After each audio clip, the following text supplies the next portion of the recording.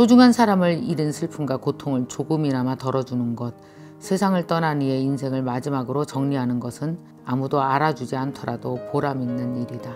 그러나 한편으로는 더 이상 이 일을 하고 싶지 않다. 고독사, 자살, 범죄로 인한 사망, 이런 비극이 사라져 나의 직업이 더 이상 필요 없어지기를 바란다.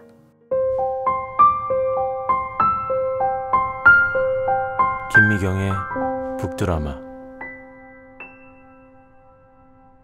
얼마 전에 제 친구가 아버지가 돌아가셨어요. 집을 가까운 아파트 단지 같은 데 살지만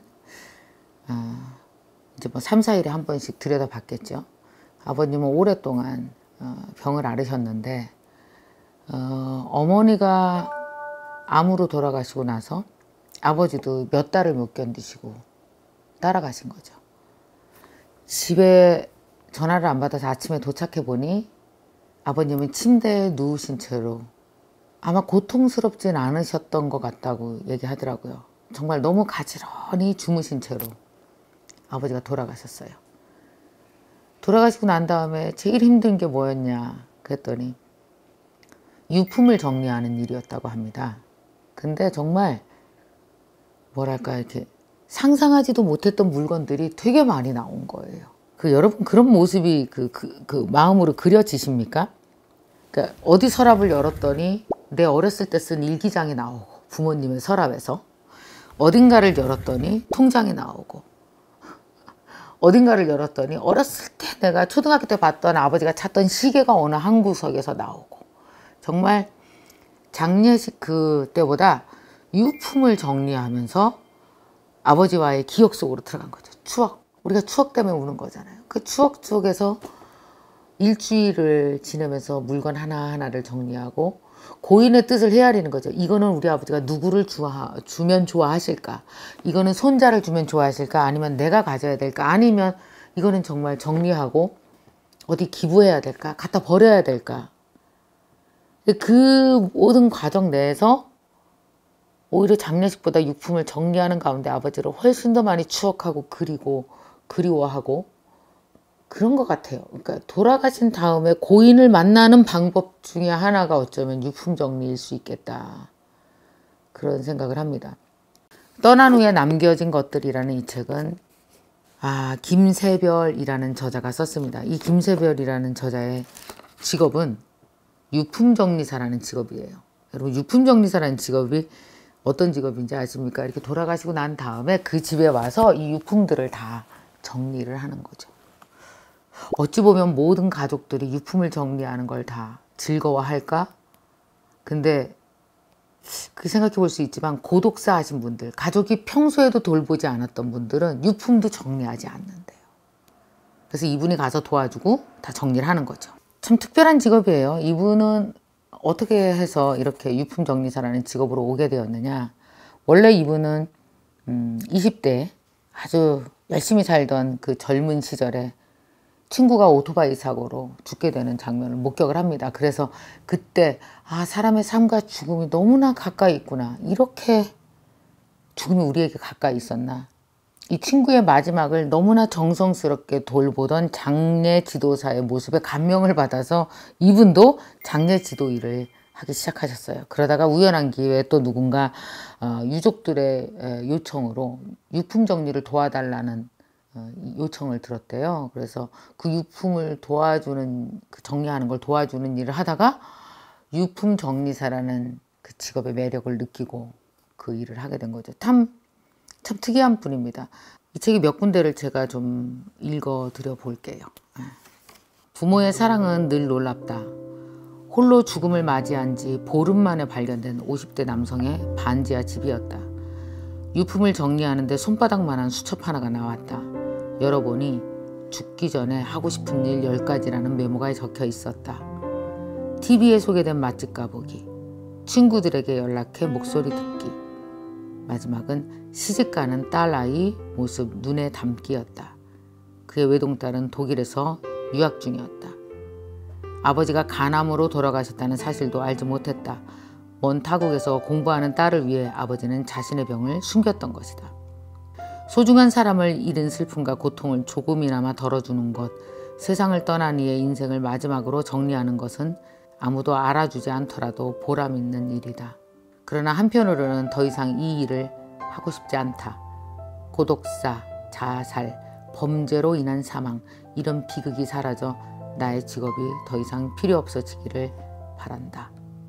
그러니까 사람들이 죽고 난 다음에 그 집에 들어가서 그의 유품을 정리하면서 이 사람이 보고 느낀 세상의 천태만상이 들어있는 것 같습니다. 이분이 본 그 유품을 정리하면서 본 제일 못되고 싸가지 없는 사람도 한 사람을 봤답니다. 유품을 정리하는데 온 가족들이 한 6명, 7명 형제 자매들이 들여닥쳤더래요. 정리를 하지 못하게 막아서면서 다 꺼내고 막 엉망진창을 만들면서 서랍을 다 뒤집어 엎고 막 침대, 매트리스 다 뒤집어 엎고 난리가 났더래요. 계속 형제들끼리 뭐라고 했는지 아십니까? 자식들끼리 왜 없어? 왜 없어? 뭐야? 아, 금이 때문에 금. 아휴, 결국 아무것도 못 찾고 나갔답니다. 근데 액자 하나를 이렇게 띄었는데 그 액자 뒤에서 너무 아무것도 없으니까 이 김세별 씨가 액자를 띄면서 그 안에 있는 사진이라도 부모님 사진이라도 가져가셔라. 안 가져가고 그 액자를 버리더랍니다. 그래서 사진이라도 가져가시라 그래서 사진을 꺼내려고 보니까 그 사진을 이렇게 압축시켜 놓은 그 스티로폼, 그 얇은 스티로폼을 뜯어서 거기다가 봉투 하나가 보이더래요. 그러니까 자식들이 확 몰려들더래요. 봉투를 보려고. 그리고 뒤도 안 돌아보고 사진은 가져가라니까 마지못해. 아이고. 그래서 저는 이걸 읽으면서 제가 이거 진짜 순식간에 너무 재밌어요.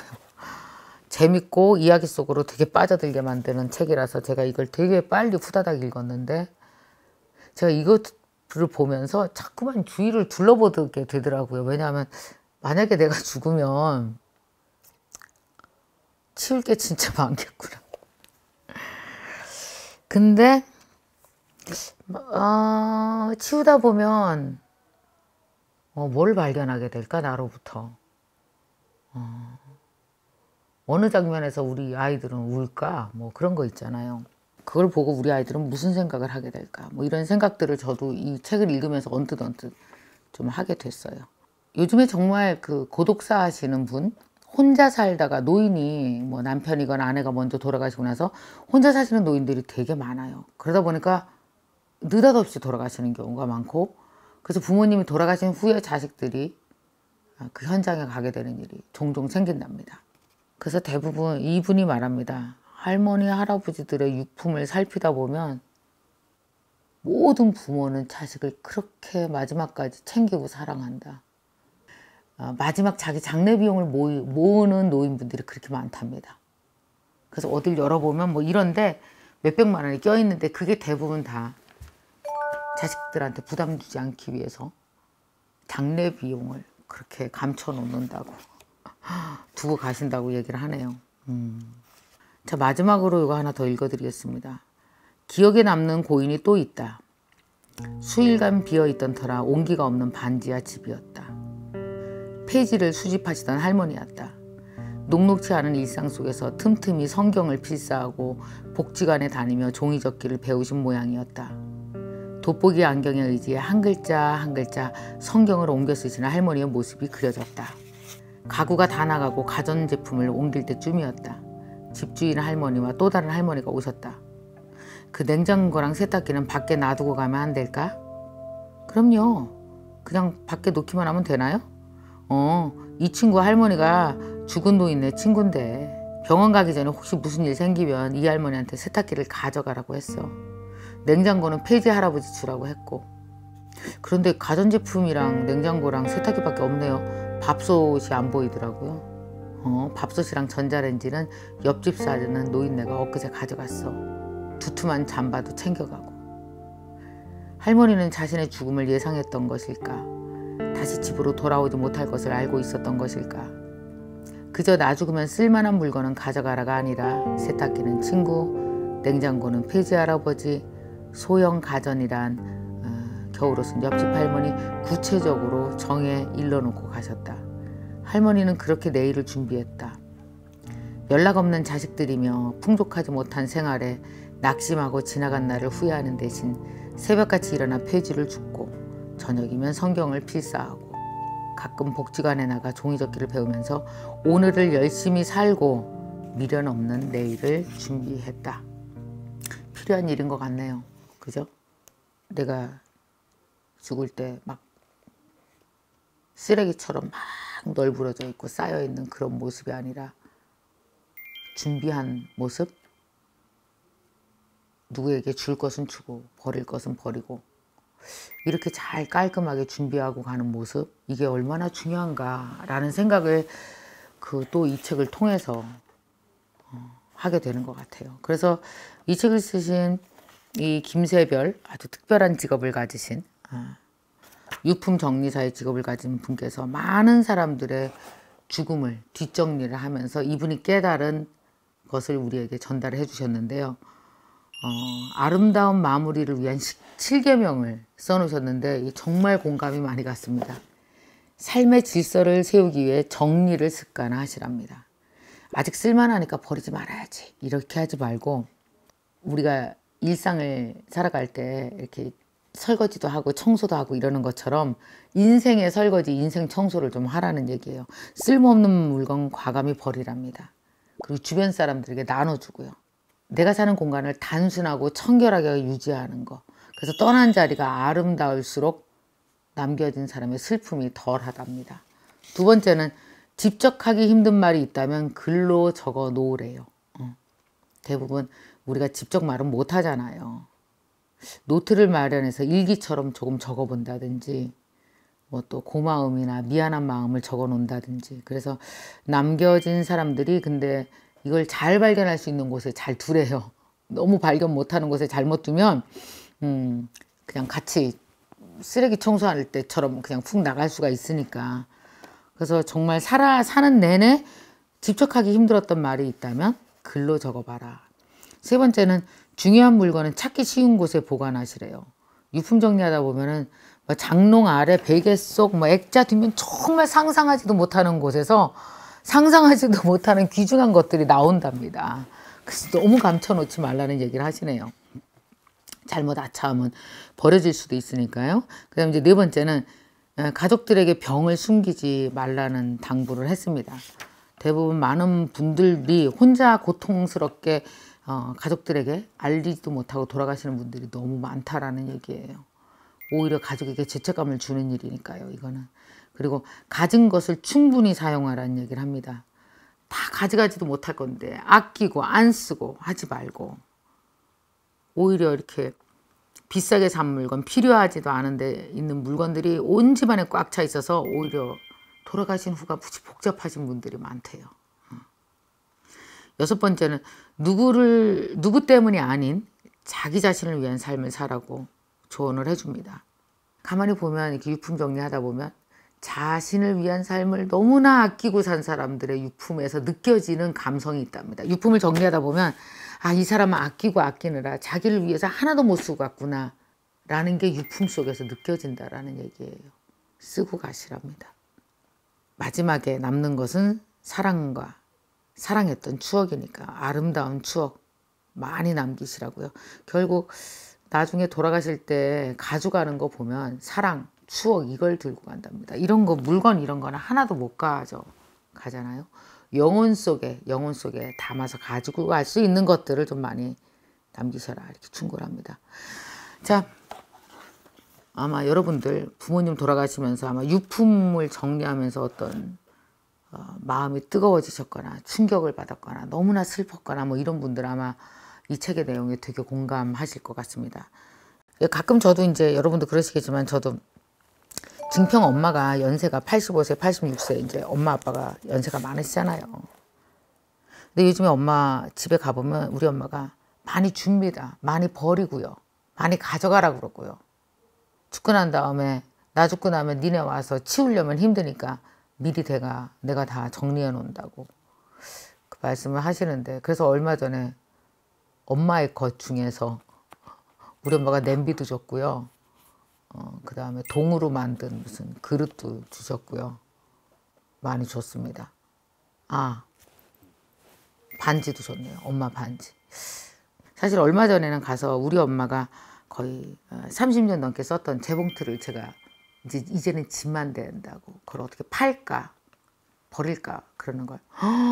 엄마가 저 재봉틀 앞에서 30년간 우리를 키웠는데 양장점 하면서 엄마 돌아가셔도 내가 죽을 때까지 끌고 다니겠다라고 하면서 그 무거운 재봉틀을 진짜 옛날 재봉틀은요 남자 3명도 못 들 정도로 무거워요 엔진이. 그걸 들고 와서 저 방에다가 갖다 놨습니다. 지금 우리 엄마의 유품이죠.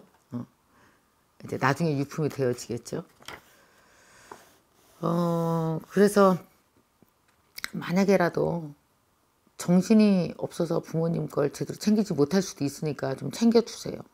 여러분들도 아마 제가 느꼈던 만큼의 감동을 느끼실 수 있을 것 같습니다. 저 유품을 통해서 본 세상, 유품을 통해서 본 여러분 부모님과 여러분의 관계, 그리고 또 죽음으로부터 한 명도 자유로울 수 없잖아요. 나는 어떻게 살고 있나 등을 여러분들이 보실 수 있을 것 같습니다. 자, 떠난 후에 남겨진 것들, 김세별, 전애원 두 작가가 쓰신 유품 정리사가 본 떠난 후에 남겨진 것들, 흔적을 통해서 본 삶의 의미 여러분 한번 꼭 되새겨 보셨으면 좋겠습니다.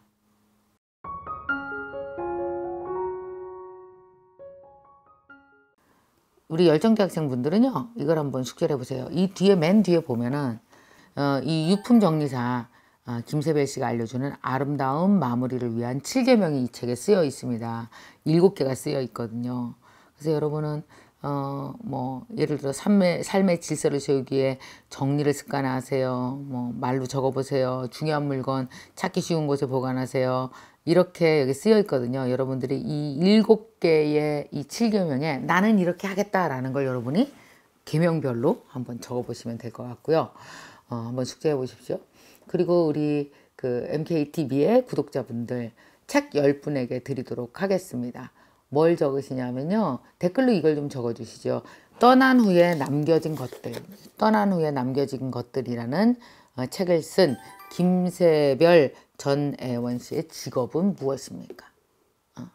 무슨 뭐뭐사 과연 뭘까요? 여러분 그 직업을 댓글로 적어주시면 10분을 추첨해서 보내드릴 거고요. 당첨자 발표는 여기 위에 보이시는 대로 카카오 플러스 친구에서 발표하도록 하겠습니다. 그래서 카카오 플러스 친구를 추가해 놓으시면 개별적으로 거기서 여러분 책 당첨됐습니다 연락할 겁니다. 자, 여러분 댓글 참여 많이 해주시기 바랍니다.